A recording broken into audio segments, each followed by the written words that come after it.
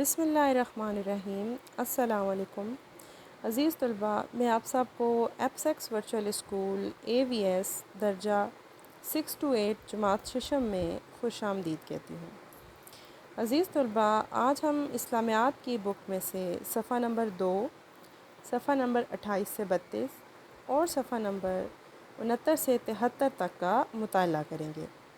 آج ہم باب اول میں سے سورہ بقرہ کی آیت نمبر 250، باب سوم میں سے صلح حدیبیہ اور باب پنجم میں سے حضرت ختیجہ کا مطالعہ کریں گے۔ آج کے سبق کے لیے ہمارے پاس دستیاب ذرائع آپ کی ٹیکسٹ بک اور انٹرنیٹ ہے۔ عزیز طالبہ، سبق صلح حدیبیہ میں مسلمانوں اور کفار کے درمیان ہونے والے معاہدے کے بارے میں بتایا گیا ہے، جبکہ سبق حضرت ختیجہ میں ام المومنین حضرت ختیجہ کی اسلام کے لیے خدمات کے بارے میں بتایا گیا ہے۔ عزیز طلبہ، یہ ہمارا OSP online support program کا راؤنڈ 2 ہے اور آج ہمارا ہفتہ نمبر 12 ہے۔ میں army public school Dhamial Rawalpindi سے آپ کی اسلامیات کی معلمہ مس شہناز ہوں۔ عزیز طلباء، جیسا کہ میں آپ کو بتا چکی ہوں کہ آج ہم سورہ بقرہ آیت نمبر 250 صفحہ نمبر 2 سے اس کا مطالعہ کریں گے۔ عزیز طلباء، آپ نے اس ہفتے میں ناظرے میں پارہ نمبر 10 کو گھر میں اپنے والدین کو سنانا ہے۔ اب ہم صفحہ نمبر 2 سے سورہ بقرہ آیت نمبر 250 کو پڑھیں گے۔ پہلے میں آپ کو اس سورت کی قرأت سناؤں گی اور پھر ہم اس کا ترجمہ بھی پڑھیں گے۔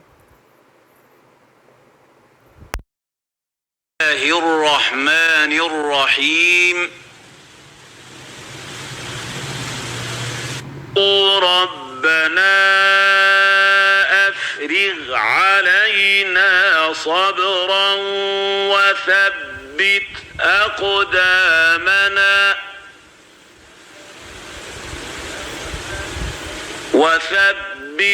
أقدامنا وانصرنا على القوم الكافرين۔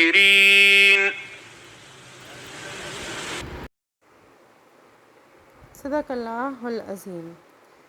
ترجمہ: اے ہمارے پروردگار، ہمیں صبر دے، ثابت قدمی دے اور قوم کفار پر ہماری مدد فرما۔ عزیز طلبہ، اب ہم باب سوم سیرت طیبہ میں سے صلح حدیبیہ کا مطالعہ کریں گے۔ 6 ہجری میں مسلمانوں اور کفار مکہ کے درمیان ایک معاہدہ ہوا جو تاریخ میں صلح حدیبیہ کے نام سے مشہور ہوا۔ چونکہ یہ صلح حدیبیہ کے مقام پہ ہوئی تھی، اس لیے اس صلح کو صلح حدیبیہ کہا جاتا ہے۔ عزیز طلبہ، اس صلح کا پس منظر بیان کرتی چلوں کہ مسلمان جب سے ہجرت کر کے مدینہ منورہ آئے تھے، وہ کعبۃ اللہ کی زیارت کو نہ جا سکے۔ حضور صلی اللہ علیہ وسلم کا بھی حال کچھ ایسا تھا کہ وہ طواف کعبہ کے لیے بے قرار تھے۔ 6 ہجری میں آپ صلی اللہ علیہ وآلہ وسلم نے خواب دیکھا کہ آپ صلی اللہ علیہ وآلہ وسلم صحابہ اکرام کے ساتھ بیت اللہ کا طواف کر رہے ہیں۔ آپ صلی اللہ علیہ وآلہ وسلم نے صحابہ رضی اللہ تعالیٰ عنہ سے اس خواب کا ذکر فرمایا تو صحابہ رضی اللہ تعالیٰ عنہ بے حد خوش ہوئے اور انہوں نے اسے غیبی اشارہ سمجھا اور سفر مکہ کی تیاریاں شروع کر دی۔ رسول اللہ صلی اللہ علیہ وآلہ وسلم نے مدینہ منورہ کے گرد و نواح کے مسلمان آبادیوں میں یہ اعلان کروا دیا کہ جو زیارت بیت اللہ کا شوق رکھتا ہے وہ آپ صلی اللہ علیہ وآلہ وسلم کے ساتھ روانہ ہونے کے لیے تیاری کر لے۔ لہٰذا آپ صلی اللہ علیہ وآلہ وسلم یکم ذی القعدہ 6 ہجری کو 1400 صحابہ اکرام کے ساتھ عمرے کے ارادے سے مدینہ منورہ سے مکہ مکرمہ کی طرف روانہ ہوئے۔ آپ صلی اللہ علیہ وآلہ وسلم کا ارادہ خالصتاً عمرے کا تھا، اس لیے آپ نے یہ اعلان فرما دیا کہ کوئی بھی شخص مسلح نہ ہو، صرف تلوار ساتھ ہو اور وہ بھی نیام میں ہو۔ آپ صلی اللہ علیہ وآلہ وسلم معروف راستوں سے ہٹ کر جب انجان راستوں سے ہوتے ہوئے مکہ مکرمہ پہنچے تو قریش مکہ نے آپ کو داخلے کی اجازت دینے سے انکار کر دیا۔ قریش مکہ کی سرکشی اور ہٹ درمی دیکھ کر حضور اکرم صلی اللہ علیہ وآلہ وسلم نے حضرت عثمان رضی اللہ تعالیٰ عنہ کو اپنا سفیر بنا کر اہل مکہ کی طرف بھیجا۔ کہ وہ انہیں سمجھا سکیں کہ مسلمان جنگ کی نیت سے نہیں بلکہ عمرے کی نیت سے آئے ہیں۔ حضرت عثمان 3 دن تک قریش مکہ کو سمجھاتے رہے مگر ان پر اثر نہ ہوا۔ یہاں صحابہ اکرام آپ رضی اللہ تعالیٰ عنہ کی واپسی کا انتظار کر رہے تھے کہ آپ رضی اللہ تعالیٰ عنہ کی شہادت کی افواہ پھیل گئی کہ کفار مکہ نے حضرت عثمان رضی اللہ تعالیٰ عنہ کو شہید کر دیا ہے۔ حضور اکرم صلی اللہ علیہ وآلہ وسلم کو جب حضرت عثمان رضی اللہ تعالیٰ عنہ کی شہادت کی خبر ملی تو آپ صلی اللہ علیہ وآلہ وسلم نے حضرت عثمان رضی اللہ تعالیٰ عنہ کے خون کا بدلہ لینے کے لیے صحابہ کرام رضی اللہ تعالیٰ عنہ سے بیعت لی۔ صحابہ کرام رضی اللہ تعالیٰ عنہ نے انتہائی جوش و جذبے کے ساتھ بیعت کی۔ حضور اکرم صلی اللہ علیہ وآلہ وسلم نے خود اپنے دست مبارک حضرت عثمان رضی اللہ تعالیٰ عنہ کا ہاتھ قرار دے کر حضرت عثمان کی طرف سے بیعت لی۔ آپ صلی اللہ علیہ وآلہ وسلم نے ایک درخت کے نیچے بیٹھ کر بیعت لی۔ اسے بیعت کو بیعت الرضوان کہا جاتا ہے۔ اس بیعت کا ذکر قرآن مجید میں اس طرح سے آیا ہے کہ اے پیغمبر، جب مومن تم سے درخت کے نیچے بیعت کر رہے تھے تو خدا ان سے خوش ہوا اور جو صدق و خلوص ان کے دلوں میں تھا اس نے معلوم کر لیا۔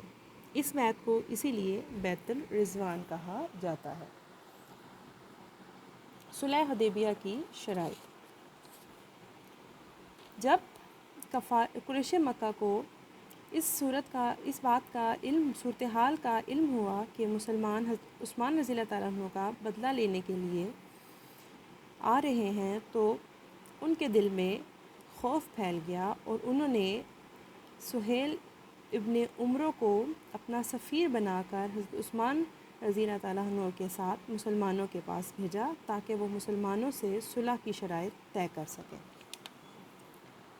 سہیل ابن عمرو کفار مکہ پر بڑا عقلمند اور معتبر مانا جاتا تھا۔ اس نے جو شرائط پیش کی وہ درج ذیل تھی۔ نمبر 1، مسلمان اس سال عمرہ کیے بغیر واپس لوٹ جائیں، اگلے سال آئیں اور مکہ مکرمہ میں 3 دن قیام کر کے چلے جائیں۔ تلوار کے علاوہ کوئی اور ہتھیار ساتھ نہ لائیں اور تلوار بھی نیام میں رہے۔ مکہ مکرمہ میں جو مسلمان ہیں ان کو اپنے ساتھ لے کر نہ جائیں، البتہ اگر کوئی مسلمان مکہ مکرمہ میں رہنا چاہے تو اسے نہ روکیں گے۔ اگر کوئی کافر مسلمان ہو کر مدینہ منورہ جائے گا تو اسے واپس کرنا ہوگا، البتہ اگر کوئی مسلمان مرتد ہو کر مکہ مکرمہ آیا تو اسے واپس نہ کیا جائے گا۔ عرب قبیلے مسلمان یا قریش میں سے جس کے ساتھ معاہدہ کرنا چاہیں آزاد ہوں گے اور یہ معاہدہ دونوں فریقوں کے درمیان 10 سال تک رہے گا۔ اب یہ شرط طے ہوئی تھی کہ معاہدہ باقاعدہ لکھا نہیں گیا تھا کہ حضرت ابو جندل رضی اللہ تعالیٰ عنہ جو کہ مسلمان ہو چکے تھے کفار مکہ کی قید سے بیڑیوں سمیت بھاگ کر حضور اکرم صلی اللہ علیہ وسلم کی خدمت میں حاضر ہو کر امان کی طالب ہوئے، مگر حضور اکرم صلی اللہ علیہ وآلہ وسلم نے انہیں سہیل بن عمرو کے مطالبے پہ رسول اللہ صلی اللہ علیہ وآلہ وسلم نے انہیں واپس لوٹا دیا۔ یہ معاہدہ حضرت علی رضی اللہ تعالیٰ نے تحریر فرمایا، اگرچہ صلح کی شرائط ظاہر مسلمانوں کے خلاف تھی لیکن مسلمانوں کے لیے اسے فتح مبین قرار دیا گیا۔ عزیز طلباء، آپ کا آج کا تحریری کام یہ ہے کہ آپ نے صلح حدیبیہ کی جو شرائط ہیں ان کو کاپی پر تحریر کرنا ہے اور اس سبق کے جتنے بھی مشقی سوالات اور بک ورک ہے وہ خود آپ نے اپنی کتاب پر حل کرنے ہیں۔ عزیز طلباء، اب ہم باب پنجم ہدایت کے سرچشمے مشیر اسلام میں سے سبق ام المومنین حضرت خدیجہ رضی اللہ تعالیٰ عنہ کے بارے میں پڑھیں گے۔ حضرت خدیجہ رضی اللہ تعالیٰ عنہ قبیلہ قریش کی ایک معزز خاتون تھی اور ان کی ذات میں صورت اور سیرت کی تمام خوبیاں موجود تھیں۔ وہ شرافت اور پاکیزگی کے سبب پورے خاندان میں یا قبیلے میں طاہرہ کے لقب سے مشہور تھی۔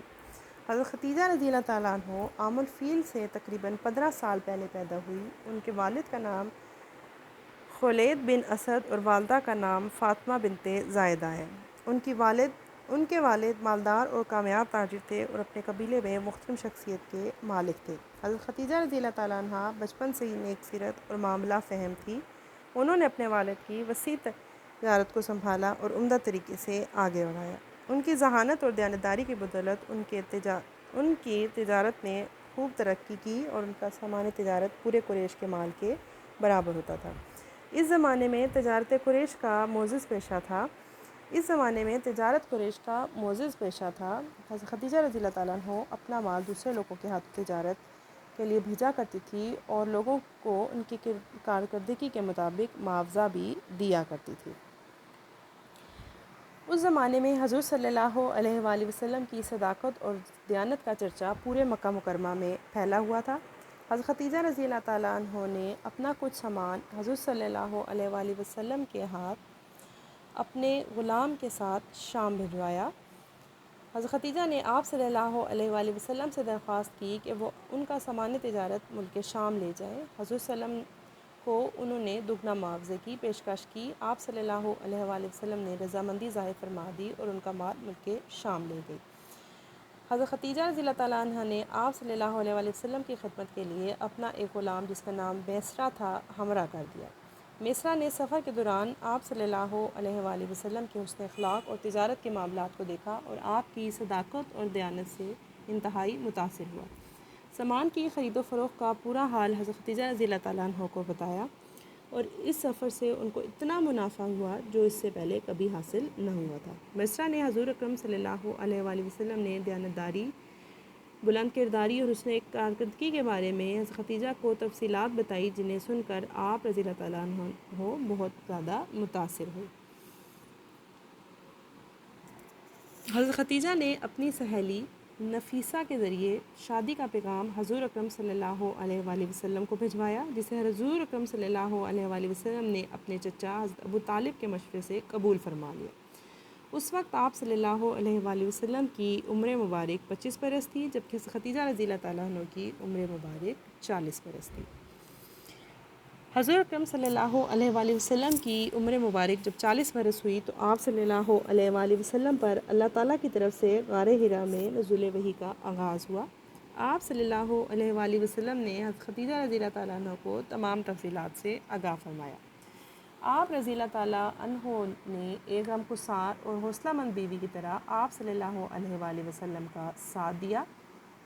حضور اکرم صلی اللہ علیہ وآلہ وسلم نے جب اللہ تعالیٰ کے حکم سے اسلام کی تبلیغ شروع کی تو عورتوں میں سب سے پہلے حضرت خدیجہ رضی اللہ تعالیٰ عنہ نے آپ کی آواز پر لبیک کہا اور فوراً کلمہ پڑھ کر مسلمان ہو گئی۔ جب تک وہ زندہ رہی تبلیغ اسلام میں حضور اکرم صلی اللہ علیہ وآلہ وسلم کا سہارا بنی رہی اور ہر مشکل وقت میں آپ صلی اللہ علیہ وآلہ وسلم کی پوری مدد کرتی رہی۔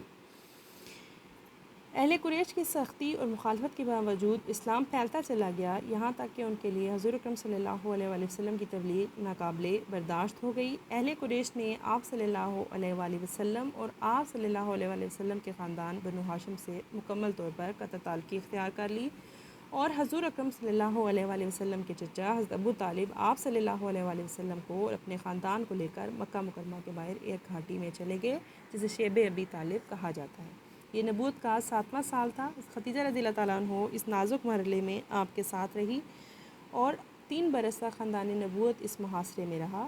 یہ بڑا صبر آزما دور تھا۔ مکہ مکرمہ کے سب سے مالدار خاتون نے اپنا سارا مال اسلام کی اشاعت کے لیے اللہ کی راہ میں خرچ کر دیا۔ انہوں نے تمام تکالیف اور مصیبتوں کا سامنا بڑے صبر کے ساتھ کیا۔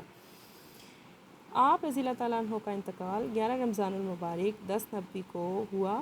انہیں مکہ مکرمہ کے قبرستان میں دفن کیا گیا۔ وفات کے وقت آپ کی عمر مبارک 65 برس تھی۔ ان کی وفات سے رسول اکرم صلی اللہ علیہ وآلہ وسلم کو بڑا صدمہ ہوا۔ اس سال حضرت ابو طالب کا بھی انتقال ہوا اور اس سال کو عام الحزن یعنی غم کا سال بھی قرار دیا گیا۔ آپ صلی اللہ علیہ وآلہ وسلم حضرت خدیجہ سے بے حد محبت کرتے تھے اور ان کے انتقال کے بعد ان کا ذکر بڑی محبت سے اور غمگساری سے کیا کرتے تھے۔ آپ صلی اللہ علیہ وآلہ وسلم کا ارشاد تھا کہ مجھے اس سے بہتر اور مہربان رفیق کی حیات نہیں ملی۔ اللہ تعالیٰ نے نبی کریم صلی اللہ علیہ وآلہ وسلم کو حضرت خدیجہ سے اولاد بھی عطا فرمائی۔ عزیز طلبہ، آپ سب بچوں نے اس سبق کے تمام مشقی سوالات اور جتنا بھی بک ورک ہے خود اپنی کتاب پر حل کرنا ہے۔ عزیز طلبہ، مجھے امید ہے کہ آپ کو آج کا لیکچر بہت اچھے طریقے سے سمجھ آ گیا ہوگا۔ آپ نے صلح حدیبیہ کی شرائط کو کاپی پر تحریر کرنا ہے اور اس کے علاوہ باقی مشقی سوالات کو کتاب پر حل کرنا ہے۔ Thank you very much.